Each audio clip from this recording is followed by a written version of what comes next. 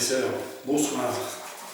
En ce jeudi de l'octave pascale, nous suivons les disciples d'Emmaüs.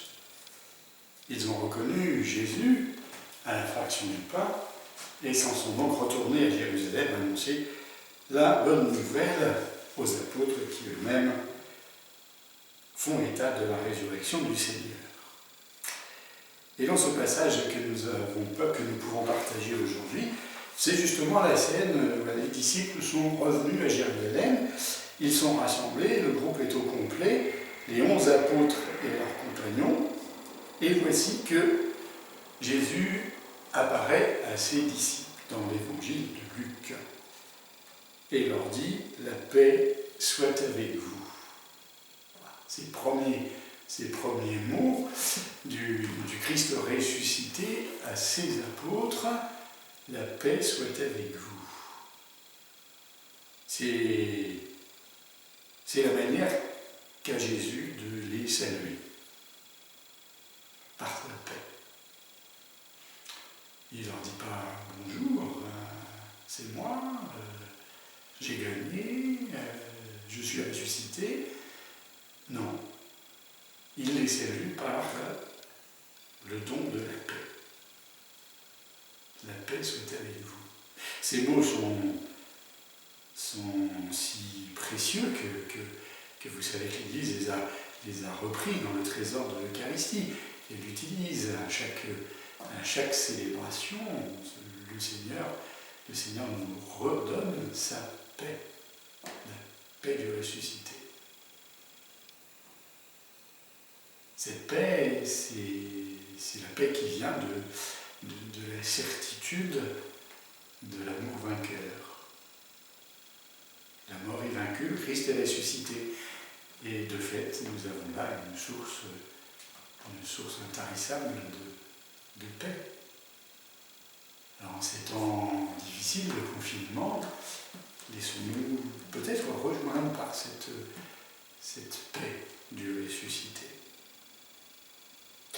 Et puis si nous poursuivons ce passage de l'Évangile, du jeudi de l'octave de Pâques, les disciples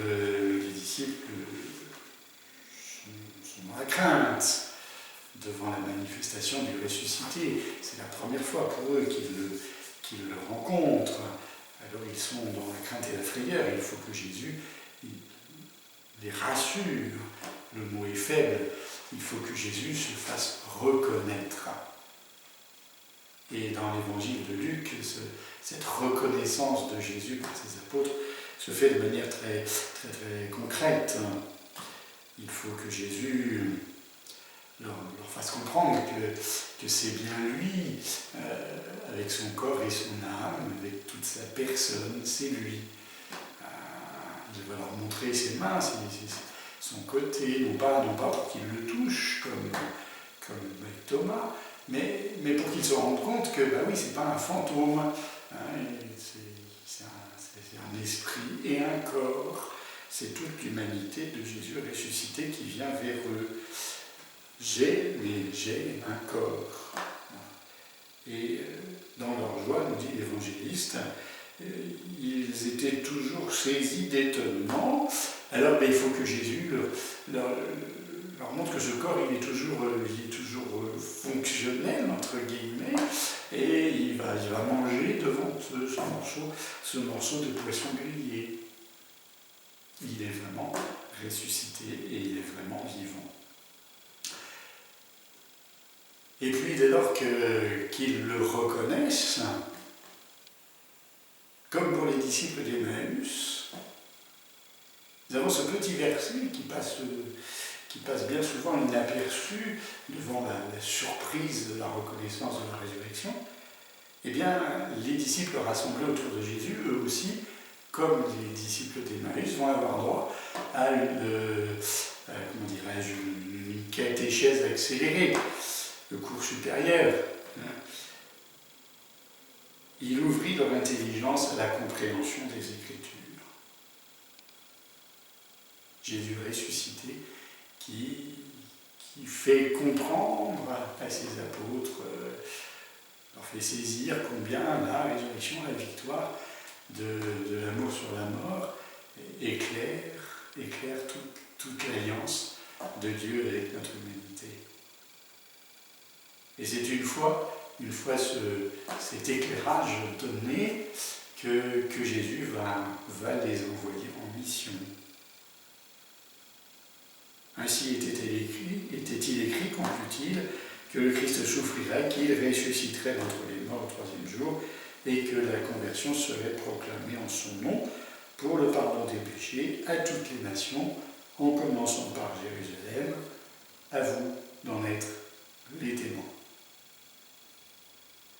Message qui s'adresse bien sûr aux apôtres, mais message qui s'adresse aussi à toute la communauté de l'Église à travers les siècles et à chacun d'entre nous. Le Seigneur ressuscité nous envoie en mission, en cette mission de témoignage de la victoire du ressuscité. Mais pour vivre cette mission et ce témoignage, il nous faut entrer avec le Seigneur ressuscité dans l'intelligence des Écritures. À demain.